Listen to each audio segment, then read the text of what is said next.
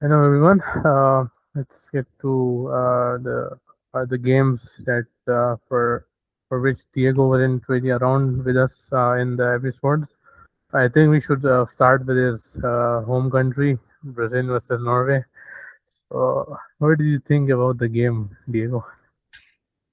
Damn, that was painful because I think Ancelotti had like a bad strategy. He wasn't like Brazil wasn't pressing at all at the first half, and then we had the penalty, and we were mostly disappointed at Vini because we were expecting him to take the penalty, but he didn't. And Bruno is not like a specialist, so he missed. And then in the second half, we also had like amazing chances too with Endrick. He was only him and the goalkeeper, and he missed. And then also the lack of pressing. It turned out that Haaland had the chance and score. He just needs one chance and he's gonna score. And yeah, I think it was just bad strategy. And also at the end, Neymar comes on and he just starts like fighting with the goalkeeper. We were 2-0 down. He is just arguing with the keeper, like wasting time. But at least he got to score the penalty. But I'd say it was like truly disappointing, especially Vini. He was like walking on the pitch, that just insane to think of. So it was like very, very disappointing. And yeah, I don't think we expect much from the next generation, to be honest. I think most of them let us down. And let's see what happens next. Ancelotti is gonna continue, and let's see how things goes. But yeah, it was very disappointing game. I what did y'all think about it? Yeah, I mean, as you mentioned, it was yeah, I mean, yeah, Brazil did had chances where they could convert, but I think they have to give credit to the Norwegian goalkeeper here as well. I think he made some really good saves. Uh, uh, he did save a penalty from Bruno, but yeah, apart from that, I think he made some other good saves as well. But then this is the World Cup knockout stages to a time moment, and you mentioned that Hendrik chance when he was 1v1 against the goalkeeper, and all he had to do was basically just uh, chip it over the keeper, but he completely missed it and he got it wide. Yeah, I think in such tense games, I think these moments are basically what matter the most. It shouldn't really be like Brazil. They should have scored perhaps 2 3 goals in the game where they had chances that they could, but yeah, they could not really capitalize on the situations. But then we saw Haaland in the last 10 minutes. He quite literally just dunked over Gabriel and scored that header. And then in the second goal that he scored was a great goal as well. Yeah, they just Brazil were caught lacking, and Norway took some great advantage of it. Yeah, and that keeper, he like became like prime Neuer against us. In the next game against England, he makes a Prime mistake. Madison.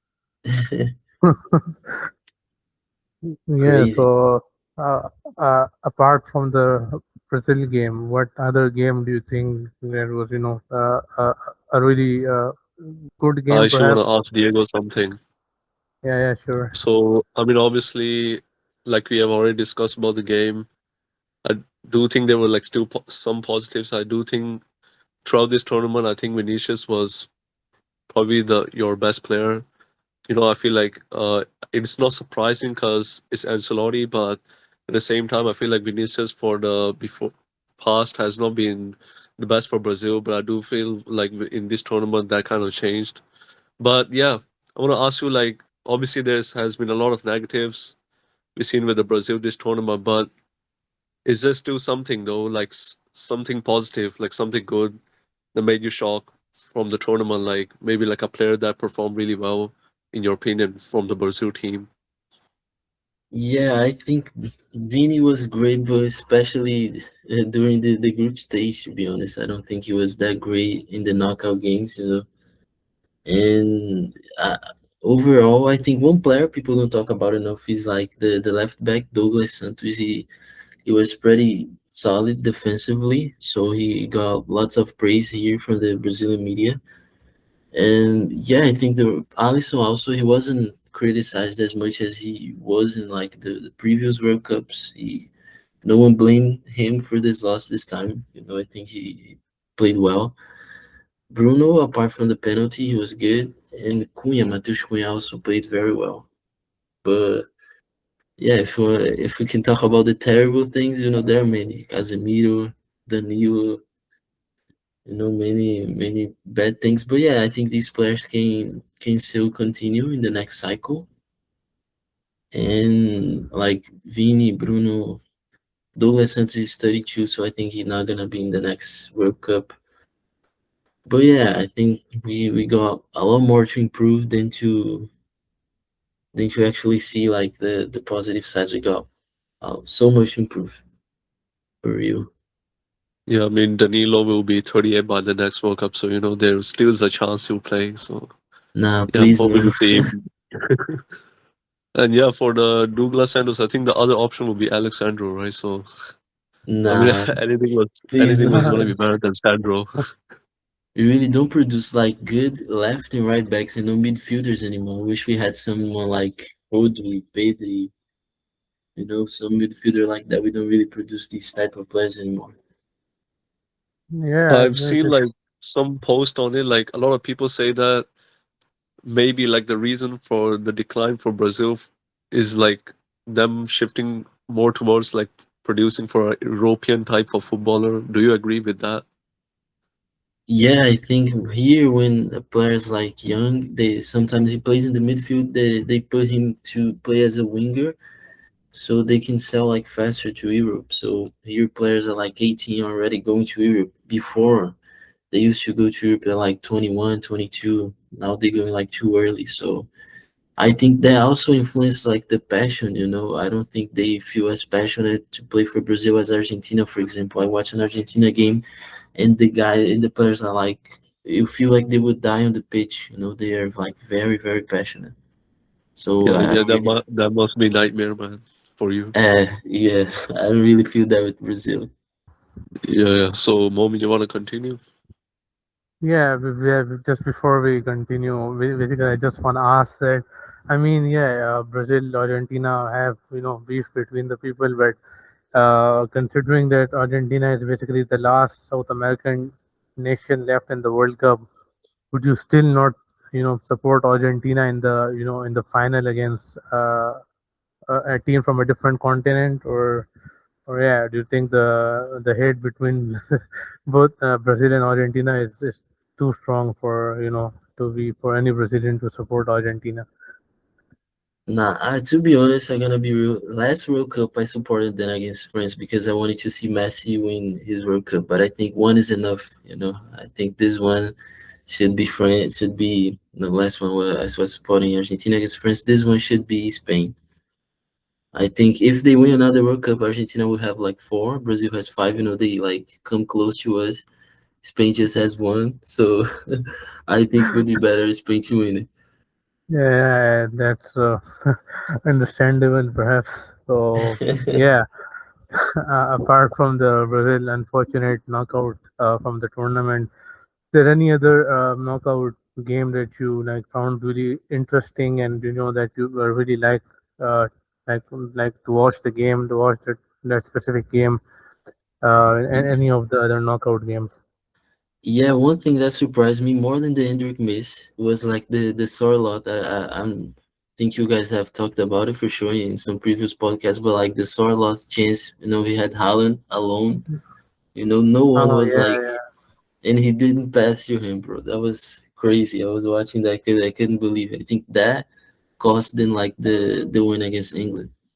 Yeah, I mean that was a craziest fumble, and I've seen like people were like kind of comparing it to Higuain, but I think that was crazy disrespect to Higuain because at least for him, like it was that he actually missed, but this was purely a selfish act.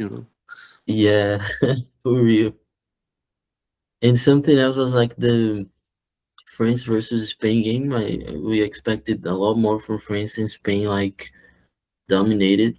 The midfield, the midfield wins you games. So that game also surprised me a lot.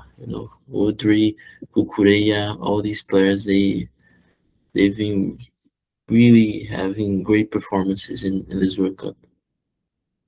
Yeah, everyone was saying yeah the midfield was dominate. Like it was the domination from the midfield, but only Leo was saying from the defense, bro. I was no, only Leo was saying the midfield was not dominated.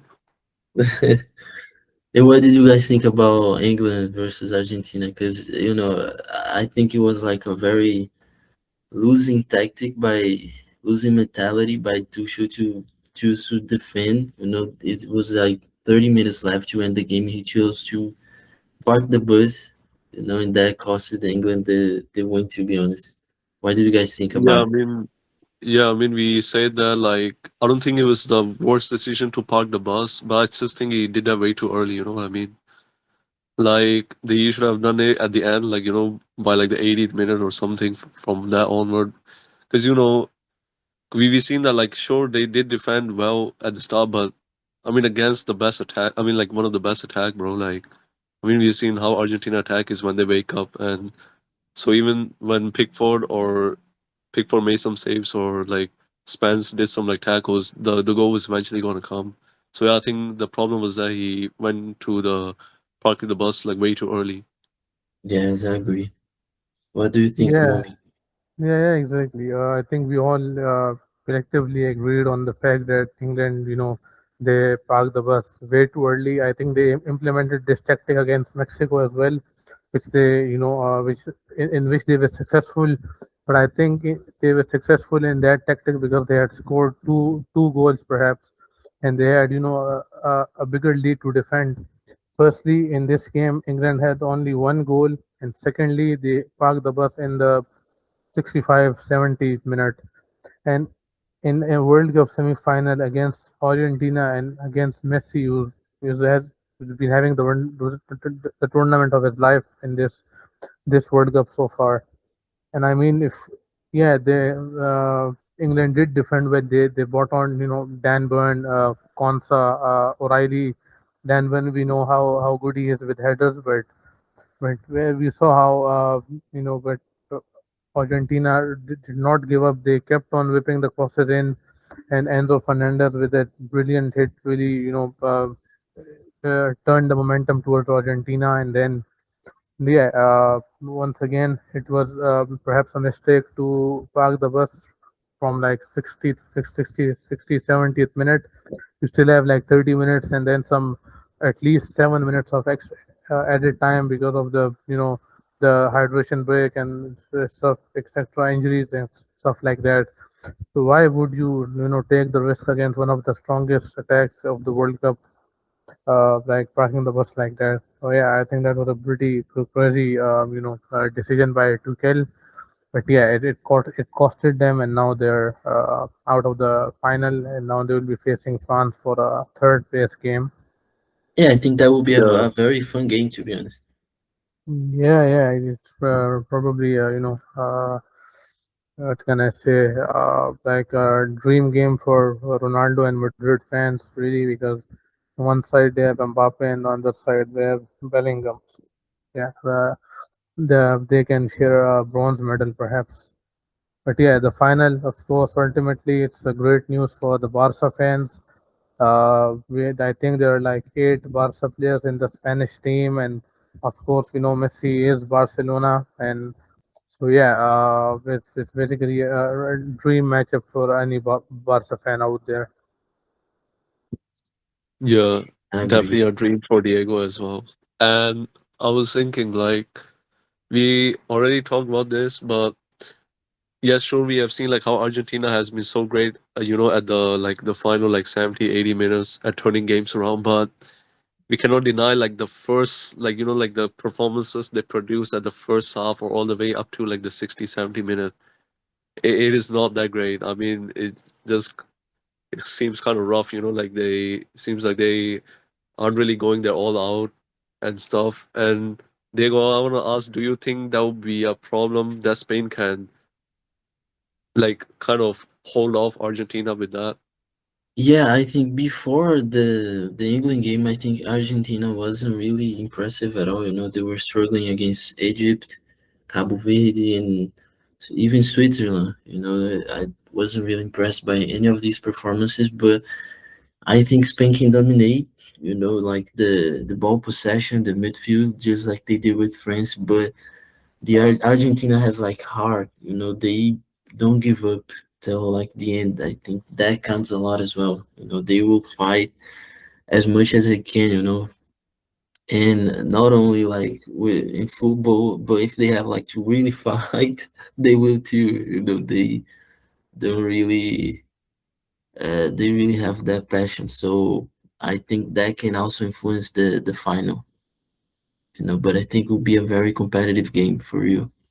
What do you think about the final? Yeah, exactly. I mean, with you like we saw how Spain dominated the French basically in all of the aspects, be it defense, be it midfield, be it attack, goalkeeping, all of the aspects. Spain completely dominated France. But yeah, on the other side, Argentina plays. They don't really play a similar type of football as to France, but I think the French midfield is have always kind of been there. The weak point you could say. People always talk about how they have Saliba, Upamecano, Mbappe, Olise, Due, Barcola, and that's like basically their attack and defense. You don't really anyone you haven't really seen anyone hyping up their midfield. So I think the midfield obviously you have to have a very strong midfield in order to make it for you to create chances, etc. But yeah, I think on the other side, Argentina, yeah, they've been leaking goals, but I think they just trolling everyone at this point. They give false hope to everyone that they're gonna lose, and then in the last 20-30 minutes, they just completely become a very different team than how they start the game. And I think a lot of credit here goes to Lionel Scaloni as well, the coach, of course, alongside Messi, because these are his tactics, how he built the system around Messi, and how the substitutions he does, the tactic changes he does, everything he does basically plays a part eventually in terms of securing the win. But yeah, I think Argentina's midfield have been good. They've really stepped it up in recent games. We saw McAllister how he's been a threat. He hit like two posts in the English games. So yeah, I think that Spain won't really have it as easy as they had against France. And I personally think that if there is any team that can beat Spain, that's Argentina. So yeah, that's what I think. Simpak, do you want to add Yeah, anything else? interesting. I Yeah, I mean, yeah, I'll let Diego yeah. speak. No, you can speak. I would like to Yeah, I like do mean, the team of the tournament, but we can do it later. You can speak. yeah, we can do it now. Yeah, Yeah, all we right. can do it now. So, is there an option here? Let me check. I don't think we have an option here to make the player of the team of the tournament. But I think we can use the lineup builder. But let's just go back to the lineup builder. Uh, mm, uh, Portmov just decided to get stuck out of nowhere. So yeah, let's just talk about it like we make the team ourselves. So let's start off with the goalkeeper. Who do you think should be the goalkeeper in the team of the tournament so far? I will say, damn, this is a hard one. One goalkeeper I liked a lot was like the Switzerland Kobe. I think he was like very good. And but I'm gonna say Unai Simon because you know he's made it to the final. He's been having great performances. So I'll go with the Spanish goalkeeper. What about you? What about you, Singbak? Oh, I mean, I think this is a quite hard choice because I think this tournament has been like tournament of goalkeepers, in my opinion. There have been a lot of great goalkeepers. But yeah, honestly, I think just based off the influence, I would actually pick Vozinha. Because, I mean, I probably don't think he was like I wouldn't say like he was probably the best, but I mean, even the influence, like the fact like how he made the name for everything as well. So maybe there's like the external bias aside. But I would actually pick him because he did not just have one good game, he did have like few good games as well. Yeah, I mean, I kind of agree with the fact that Unai Simon, of course, is a good choice, but I think apart from his goalkeeping, what has been perhaps helping him keep the clean sheet was the Spanish defense. I think it has been quite strong, and I mean it rarely let any shots through to the goal. Alongside Virginia, I have Orlando Gill as one of as one of them. I think he's made 23 saves something in in this World Cup. Uh, yeah, I think he's had a crazy tournament for Paraguay. And apart from him, we could also take a look at Camilo Vargas and Mike Magnan as well. But then again, Mike Magnan was also, was because of the fact that the French defense was quite strong.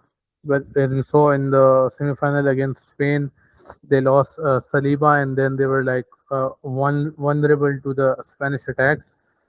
So yeah, I think apart from Unai Simon, uh, it's hard to choose one, but I think with how far he's made, think yeah, let's go with Unai Simon. I mean, no disrespect to Vozinha.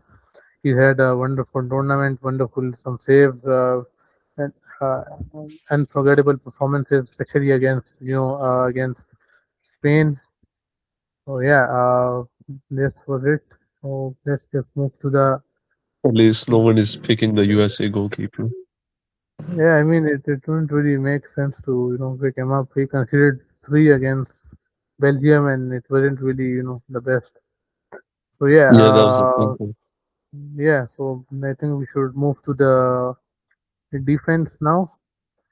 Defense, of course, starting off with the fullbacks. What do you think should be in the fullbacks position? I would have said Kunde, but before the game against Spain, because I think he was doing quite well. But in that game, it wasn't really good. So I don't wanna be like biased, but defensively, I think Spain have has been like the best. So I have to say Porro because he didn't. It was like it wasn't a starter at first. It was Lorente, if I'm not mistaken, and he like got a opportunity and has been doing quite well. Actually even scored the last game. And Cucurella in the left back, defensively a monster. He's been very very solid. So I'll go with the Spanish fullbacks. What do you guys think? Yeah, I think Yeah, also for yeah. yeah for the left back, I would also pick Cucurella because, like you said, it's not even the bias from the last game. We have been talking about like how great his performances has been throughout the World Cup and even before the World Cup. Even I think he has made a comeback because beforehand he was kind of seen as a bad signing by Chelsea, but he did make a comeback. And yeah, I mean, this World Cup we have seen him like help in like pivotal moments as well. Like even for the last game, the Mbappe shot he blocked, I think that was like probably quite important. Like that would be a goal for France. And yeah, for the right back though, I would actually pick Hakimi because yeah, I don't think he was great against France, but I think still throughout the tournament, I do think he was decent enough. And I think like for Morocco, I think like even for the Haiti game, I remember he played quite good as well. So maybe he was like better in the group stages, but yeah, maybe after he fell off a little bit. But on top of my head, I still remember him as being one of the better right backs. Yeah, it's I mean completely understandable the fact uh, how I mean, yeah, he's been great for Morocco, but I think if we have to talk about the team of the tournament, I would also, choose the Spanish fullbacks, Pedro Porro and Curella. I think they've been absolutely, they've been, uh, not really letting anyone pass, and they've been really at their best in this World Cup. So yeah, with that, let's move to the center backs. Who do you think should be in the center backs position? I going to say Upamecano, even with the loss, of France, I think he was very decent as a defender. And I'm gonna say Kubarsi from Spain. I think these two have been like the best defenders in the whole tournament. What do you guys think? Yeah, for sure. What do you think, Singpak? You want to start off first, moment? Yeah, so I think as for the center backs, I mean it's really a tough choice. I think I'm definitely gonna choose Pau Kubarsi as one of the center backs. And as for the second one, I think it's really tough between Aymeric Laporte and um, Christian Romero, because I think he's been really solid at the back as well for Argentina. Uh, Apart from Kubarsi, I think I'm gonna go with Christian Romero as the second center back. Maybe because I'm a bit biased, but I think he's done pretty well in this tournament so far. Yeah, so I mean, for my first pick, I was also gonna say Upamecano because I think like from the start, from the group stage, we kind of seen like great performances from him. Because like I remember like for the games where we were talking then, because I remember glazing the attack as usual, but I remember it was like defensive masterclass from him as well for a few of the games, not just one. So I definitely do think he was one of the best players. And for the second one, though, I do think it's quite hard to choose.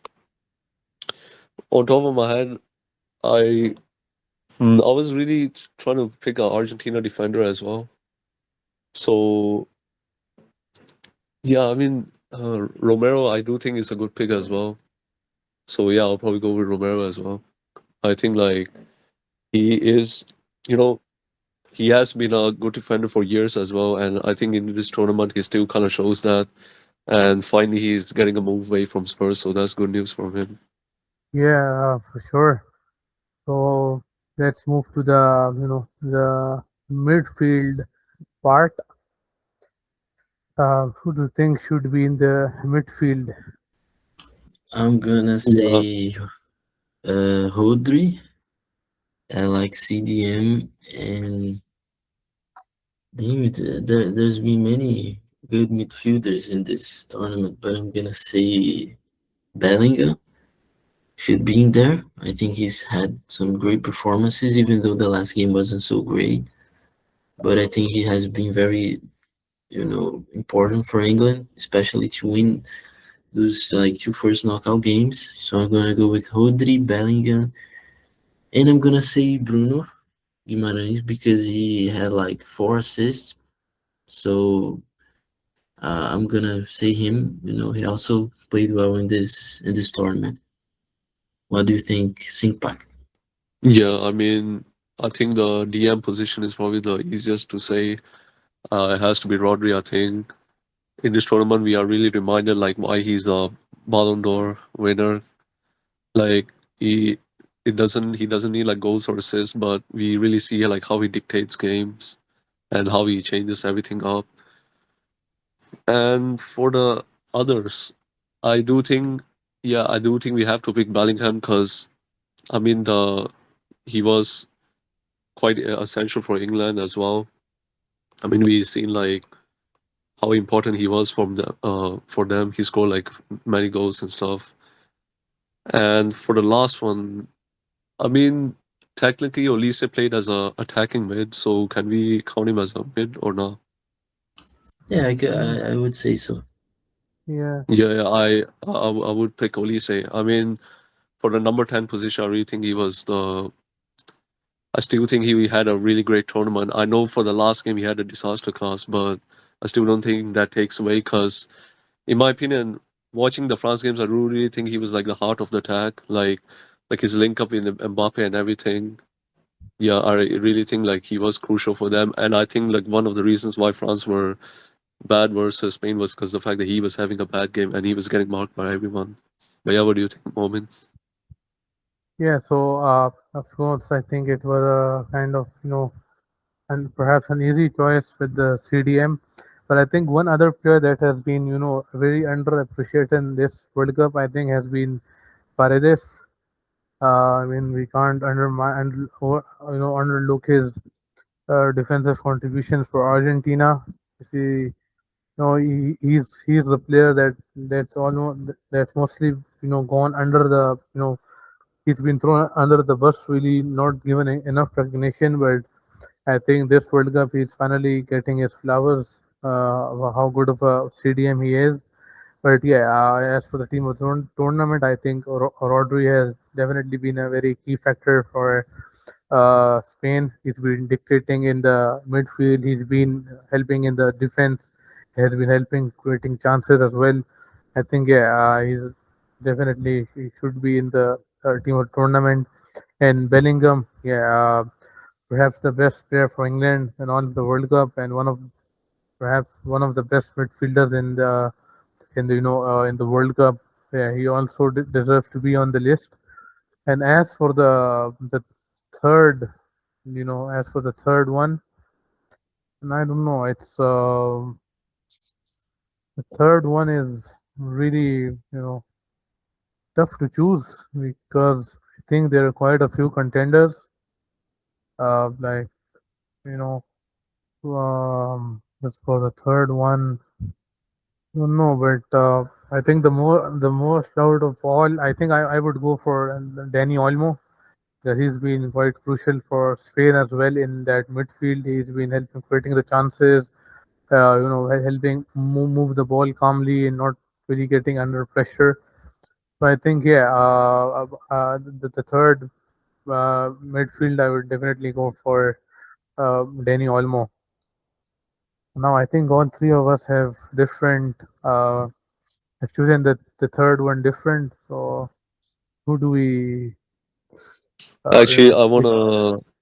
I do think like for the striker, I do think like it will be, I am guessing like some of y'all will choose Mbappe or Kane, but I actually want to make it interesting and say we can only pick one. So let's just asking like, do y'all think Mbappe had a better tournament or Harry Kane? Man, definitely Mbappe. Yeah, Mbappe.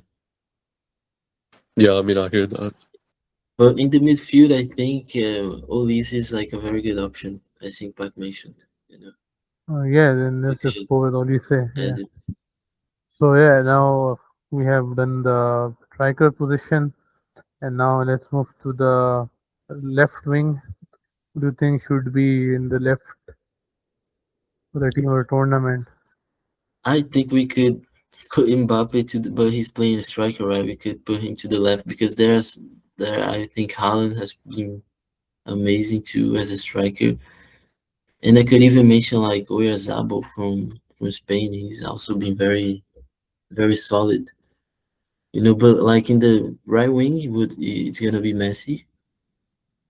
My three would be like Messi right, Mbappe left, and striker I'd go with Haaland. What do you guys Hmm. think? Hmm. Yeah. So for me, I think on the striker position we should keep Mbappe. On the right, it's Messi, and on the left, I think it's a pretty interesting. Perhaps not many people may agree, but I think we should put Baena on the left because he's really been a difference maker for the Spanish team. I think we saw in the game against Cabo Verde he wasn't playing, and they couldn't really make some difference on the left side. But as soon as Baena he has played, think he's been doing quite well in the tournament on the on the left wing for Spain. Yeah, I literally knew you were gonna say Baina. I mean, I literally guessed it. But uh, I do think like Baina has been a quite underrated player, as we have all discussed. I think like ever since Spain has played him, I do think they have been like the attack at least have been much better. Sure, he's not like the flashy type of player you will see on reels and stuff, but he definitely has contributed a lot. But I still wouldn't pick him as for the left wing though, because I do think like at the end of the day, like a lot of people still do look at goals and assists and stuff. And if we are following like Diego's rule, I'll probably just shift Mbappe to the left as well. And for right, I would choose Messi. Ooh, and for the striker, hmm. I mean, I do think Haaland has. I mean, Haaland had a really good tournament, but I'll probably still be kind of biased. But I would choose Harry Kane because the reason is I know he kind of was average for the final game, and even maybe for the Norway game. But I do think like the games beforehand, he was really like turning up. You know what I mean? Like even for the DR Congo game, he create like scored like two crucial goals, and one of the goals was quite beautiful. And even beforehand, I think his run was quite good. Yeah, sure, he did have like maybe like a stinker at the last few games, but I do think he still had a very good tournament, so I'll pick him. Yeah, so I think we all just think we go with Harry Kane as a striker or and Mbappe on the left wing. I think is what everyone agrees with. I mean, if you want to choose Haaland, I'm down with going down. Um, no, you know what? I think let's go with Haaland because Kane, although he's been crucial for Kane for England, but I think he hasn't really been the the standout player for England because I think there's been Jude Bellingham. So and yeah, we saw Haaland, scoring this crucial goal for Norway against Brazil, making them through to the next round, and even in the group stages. And the one game he didn't play, we could see how how they played without him. So yeah, I think let's go with Haaland at the front and Yeah, I completely hear yeah. that. I mean, for his first World Cup, I think Haaland definitely played quite good. But yeah, we can always change our thoughts and choose Orlot. You know what I mean? Yeah, so I guess this is it for our team of the tournament for the 2026 World Cup What by would you say is like the coach of the tournament? the coach. I don't know. It's written, at this point it's between Scaloni or De La Fuente. And choose which one you Yeah, like. I'd go with De La So, Fuente because Spain don't really have someone like Messi, so I'd say as a team mm, I'd go with De La Fuente. yeah, Yeah, I would go for De La Fuente as well because I think like again like I do think people were criticizing the Spain style of play because they might not look so convincing because of the like possession style of game they play, but in my opinion I think they handle most opponents quite well except Capo Verde obviously, but yeah. And like Diego said, they don't have Messi, the GOAT, so it has been a quite impressive run from them.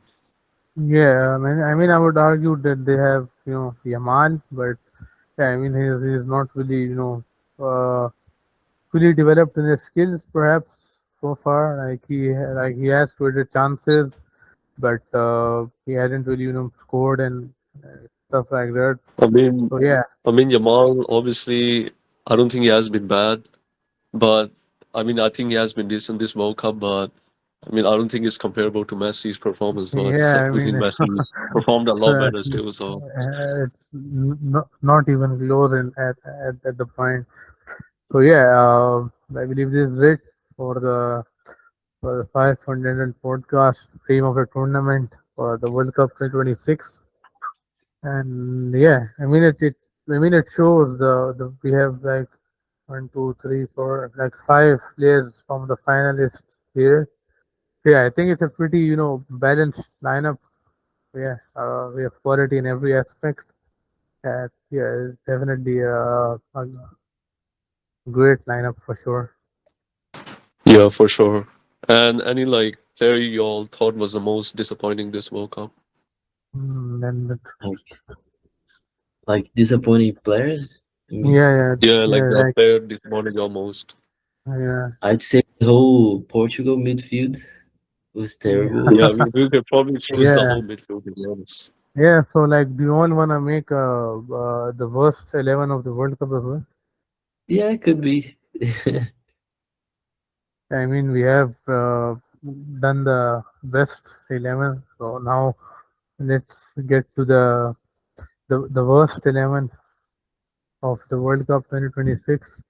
So yeah, let's start with the keeper. Who do you think has been the most disappointing one? I think the keeper from Algeria, Oh the yeah, Zidane Lucas son. Zidane. Yeah. He was on. He was my first thought as well. What about you, Singpak? Yeah, I mean, even I was thinking of him because a lot of like especially when the fact like after people were making a lot of memes and stuff like, how the fuck is he the son of Zidane? And but yeah, I think Yeah, it's been yeah, quite bad this World Cup. yeah. So yeah, let's move to the But I fullbacks do now. think the USA goalkeeper can come quite close. Yeah, for sure. Yeah, he's dropped stinkers as well. But I think Lucas Zidane has done more. So, so yeah, let's move to the fullbacks. Who do you think should be in the fullbacks position? Right backs, definitely Danilo. I knew you were gonna say that. Terrible. Wait, And who? Why? left back, I can't really think of someone. Yeah, who do you guys think was being like terrible at left back? Hmm. Who did we say on the another fullback? I couldn't really hear. The headphones had a problem. Diego said Danilo. Oh yeah, Danilo, and yeah. So let's just put Danilo on there. And now, as for the, is it the real, is it the right Danilo, or did I put someone else? Yeah, wait, no, this another Danilo, bro. Yeah. I thought, yeah, hey, this is the one. No. How many Danilos does Brazil have, bro? Which one is it? Yeah, it's only this one. Danilo is Diego's middle name as well. So Okay, so left back position. Who do we go with here? on top of my head, I can think of the player that played the Mexico one, but I think he didn't play after the first game, so I can't even really remember his name to be honest. Yeah, so I would say Mudau, but I think he's done quite well. Apart from the first game, I think he's been doing well. On the left back, I don't know. I just on the left back. Yeah, let's talk about the center backs. We can get to the left back later on. So who should be in the center backs position? Then I could mention someone from like Curacao, but I can't really remember the name of the players. As for the left back, I think we could go for Czechia as well because they've been horrible in this World Cup, to be honest. Um, because as for you know, Karachi, I think that was their captain, but I think we should definitely put him on left back, as I think he is. Although he has scored a goal, but no, I think he was the best. Perhaps I feel if we compare it to all the other defenders that they have, I think he was one of the best one in the Czechia defense. Apart from him, and I don't really know who should be in there. yeah, I can't lie. The left back position is tough. Yeah, so with the center backs, we should go. We go with the which team do we go with? Curacao or do we go with Qatar? We could go with Qatar as well, to be honest. Yeah, I agree. Yeah, so let's go with the one in Qatar. Pedro Miguel. Um, yeah, I think we should definitely go for the Qatar center back Pedro Miguel, as in both of the game against Bosnia and against Canada. He wasn't really, at his best. He got suspended in the. I think no, he wasn't suspended. Yeah, he wasn't suspended. But yeah, I think he dropped a stinker in both these games. So for the left back position, I think we should put Pedro Miguel in the left back position. And as for the center backs, who should we go with the center backs? I mean, we could say Curacao, but it, they managed to. I think they managed to draw a game as well against Maybe we can go Ecuador, for if the I'm not wrong. Qatar center backs. Yeah, I Or said we could, Curacao because they like conceded like seven, against Germany. No, I think Qatar But yeah. yeah. performance was worse. Oh I yeah, think yeah, we could go for Haiti as well because they lost all of their three games. yeah. Yeah, but Qatar was, I think, extra embarrassing. Really, the Hmm. game like, bro, Yeah, six yeah. nil, bro, six But nil. They were lost. yeah. So do we put just?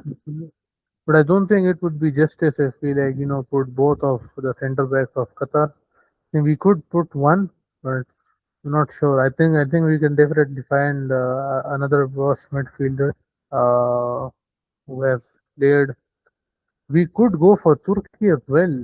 I mean, we haven't been talking about them. Uh, how disappointing they've been in the World Cup. Like we could go for Yeah, I mean, like when we think of De- the most disappointing Demiral. teams, I think 30 points. Yeah, we could go for Demiral as the second as one of the center backs, and we could go for the Qatar one as the other center back. Now let's take a look at the Qatar games. Uh, yeah, okay. Look at the Qatar games and the Canada one who started for them. I don't exactly remember the name. Pookie. Yeah, but I think this was the guy who scored the equalizer against Switzerland. But yeah, I think this game has been pretty disappointing. Yeah, let's just put him in the second center back position. Yep. Okay. So now let's move to the midfield. What are we thinking here? Yeah, midfield I think it's a little easier. I'm gonna Hmm. say Casemiro, Bruno Guimarães, and Goretzka because of the he didn't take the penalty and I think he wasn't really good. But what do you guys think? Yeah, I I think we mean, could go for Casemiro as one as the CDM perhaps. Yeah, yeah, what were you saying? I Yeah, don't want to hear any Sithole slander because, yeah. like, I think for the He after made. games he played quite alright, Oh I think. dang! Are we still gonna put him as he's at a very good rating? Dang! I don't know Yeah, how he he got it, played but good in the after games. yeah. Yeah, so I think we should choose the ones who had consistently, who have been consistently bad throughout. And it wouldn't be right if put someone with a 7 rating in there. So let's just go for someone else. Just go for. I mm, do think we really gotta pick one from Portugal's midfield, man, because there's no denying yeah, that. yeah. I think we could put either one of three I would put of their Bruno. I would players. put Bruno. I'd say Bruno or Vitinha. I think João Neves was a little bit better than them. Yeah. I think if you have to pick Dang, one, I'll pick Bruno. yeah, dang. He also has a 7 rating, but yeah, I think he's been pretty bad. Let's check what's the rating of Vitinha. Vitinha has been relatively bad, and Neves, I think, he has been the best out of four. He has the lowest rating, said dang. Could put Ruben Neves as well. Like he he came on and he wasn't really up to the mark. So yeah, I think we all collectively agree on Bruno Fernandes. Yeah, let's just put him on there. And as for the others and the other midfielders, I think we could go for one, against one of the Scottish midfielders as well, Ryan Christie. He's been pretty disappointing as well in the World Cup. Uh, Christie, yeah. So I think he's been pretty disappointing in this World Cup. And who do we go for the third center? The third midfielder. You know, the one midfielder from New Zealand. I was thinking. You could put Uh, like someone from Turkey too. yeah, Mm, yeah, I think we're missing someone from Czechia. I think we should go for someone from Czechia because they're one of the team I had perhaps some kind of better expectation from, but they genuinely disappointed me a lot. So I think we should go for one of the Czechia midfielders, Sadilek to be exact, because I think he's been pretty bad for Czechia in all of the games that they played. We should go for him as a third midfielder. And what's his name? Sadilek. Yeah. So now we move to the attack. I think this should be relatively easier. Yeah, I'm gonna suggest Sane and Rafinha on the wings. Sane, yeah, he is the player who's like been really bad at the World Cup, perhaps. yeah. Sane on the right. For striker, I would actually choose the Jordan Ayew.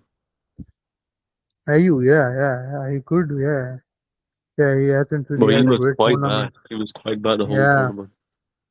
yeah. Or we could choose that Croatian player as well. What's his name? Musa. Yeah, he was bad, but I think Ayu was even worse. Yeah, exactly. Yeah, definitely. Jordan Ayu was People were even calling him worse. out before he even played a game. Yeah, Could really. consider even Sorloth just for now passing to Haaland. I think it's not really, him to blame as well because he's a striker and he's been playing on the wing. Uh, Oh yeah, yeah. so yeah, so I think Charlotte isn't really the best choice to put him. But yeah, Jordan Ayew on the as striker for sure. And now I think to the left wing.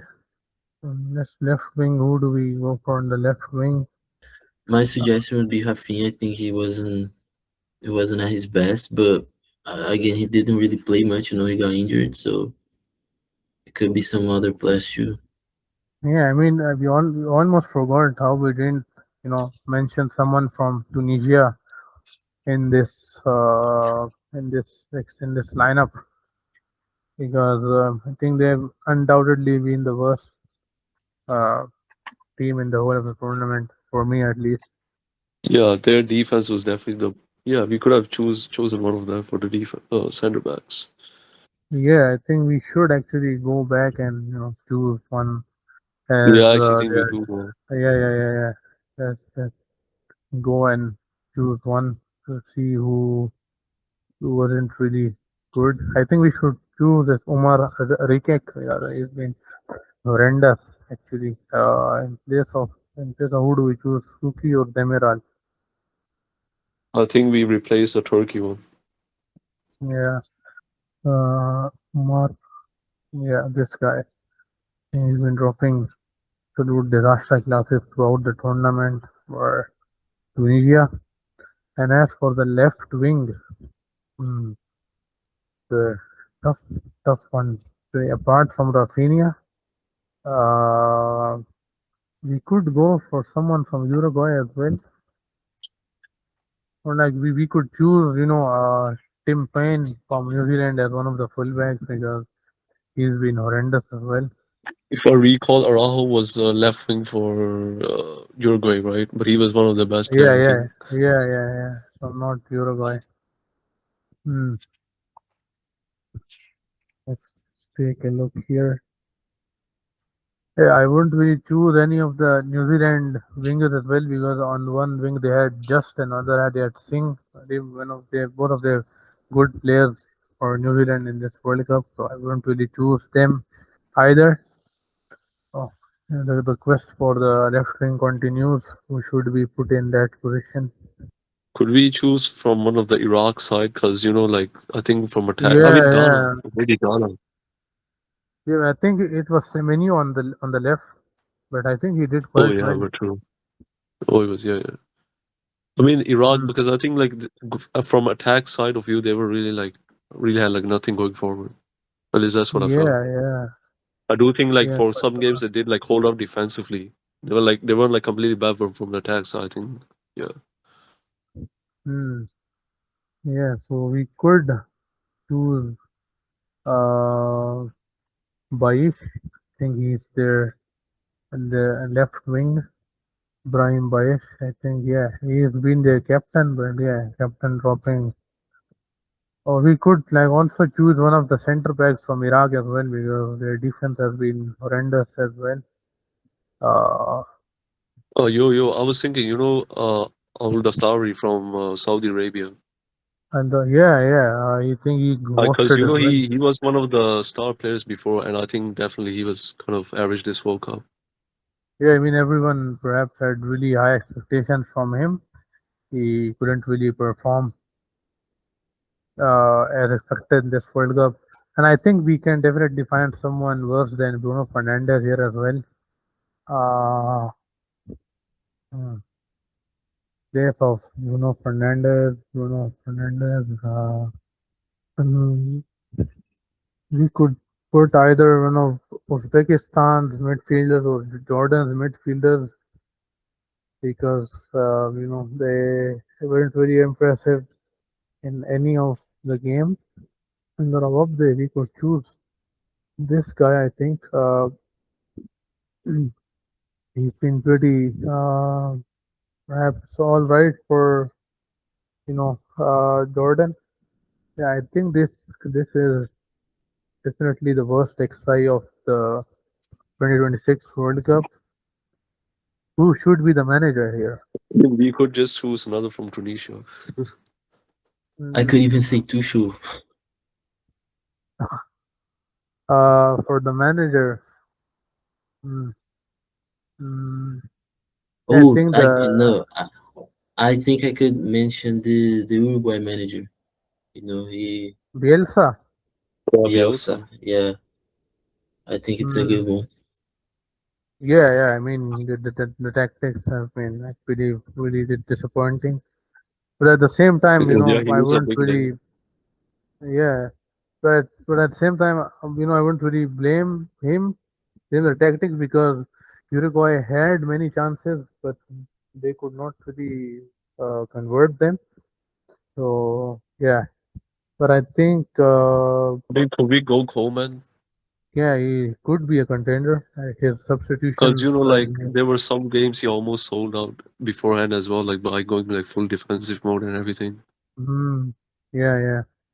We could go the Egyptian coach as well. To be honest, I mean, yeah, we can, but yeah, he does complain a lot. But still, though, I yeah, mean, I still think the but fact they yeah, did score 2 goals against Argentina was quite impressive. yeah, yeah, And yeah. even the games before, and that they play kind of better than expected, I think. Yeah, yeah. So we could go The thing is, for we can't choose Tunisia because we have to choose either of the two. So yeah, yeah, exactly, exactly. That's why I kind of hesitated in choosing from Tunisia. And apart from the Tunisia one, I think we could go for the Curacao maybe, but at the same time, could this was their we World Cup get behind debut. choosing the South Korea one? Yeah, yeah, yeah. Or Yeah, we could choose the Czechia one.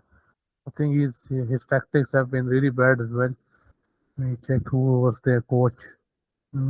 I think he was the oldest coach in the World Cup, if I'm not wrong. Miroslav Kobek. Yeah, think he is definitely the top contender here. So, hmm, we choose the Czechia manager. Yeah, I'm down with that. Yeah, let's just go over it. Czechia. Oh, Czechia. Quebec. Miroslav Quebec. So yeah, this is pretty much the worst World Cup 11 of the 2026 edition. I don't think anyone else would have any complaints, perhaps. Yeah, this is it. So now, I think do we move to the predictions for the final and the third base game, because me and Singh Park have already done that. I think Diego hasn't really, done the prediction for the final games. Think we should, yeah, take your predictions for the games. So, yeah, let's start off with France versus England. So I who do you think wins this? I think one or maybe even both might start the game with like the reserve players, not the really starting ones. But yeah, I think France wins it. They got more quality. I think none of them really want to play this game, but I think France takes it. Yeah, I think when Mbappe would like to, increase his goal tally at the World Cup, so he won't Yeah, let that opportunity slide. And yeah, now moving to the final game. Who do you think wins that one? Spain or right. Argentina? I predicted Argentina like losing since the start, but I'm gonna say they win this one, like 2-1 Argentina, or maybe it goes to pens, and if it goes to penalties, I think Martinez is like the best at a penalty. So I think this game the Argentines will like fight their lives for Messi. They will give everything there, and I think that will count a lot. To be honest, so I'd say Argentina wins this, even though I think it could go either way because Spain has like the dominant midfield, the ball possession and all of that. But I think if Messi is in his day and the Argentines will like fight for him, I think they can win. So I'm gonna say 2-1 Argentina.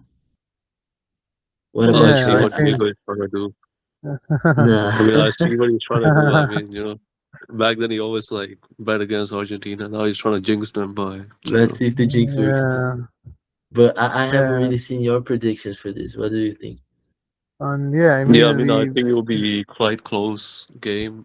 But my prediction was that I do think Argentina wins in extra time. But whereas I don't think it will go to penalties. That's my prediction. But I do think Argentina will grab a winner by extra time. That was my prediction.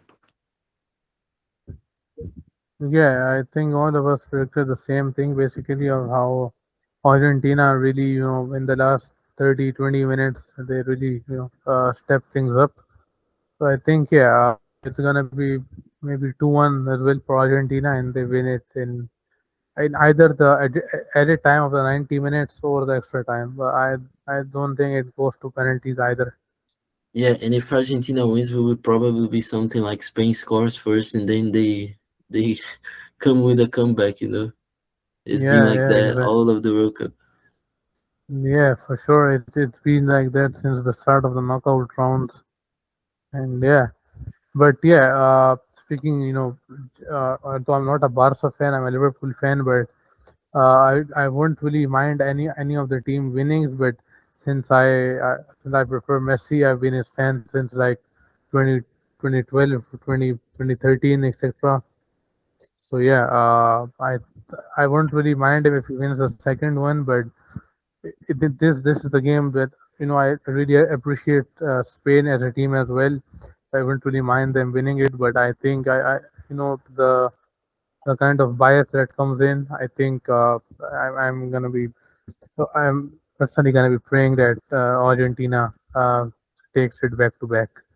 Oh yeah, I think this was pretty much it from this episode. Uh, yeah, I think we should end this now. Been a quite lengthy, perhaps a lengthy episode as well, perhaps. Um, you know, I think it's been 40, 45 minutes or perhaps an hour or something. But yeah, we were able to talk about perhaps every aspect. We made the worst 11 of the tournament. We made the best 11 of the tournament, and yeah. So that's it for the for today's episode. Don't forget to like, comment, share, subscribe, and yeah. See you in the upcoming episode when we come back to you after the World Cup final and the third place game. So yeah, goodbye for now, and see you on Monday. Yeah, catch you on the next one. Yeah, boys. See you in the next one. Hope we get more people.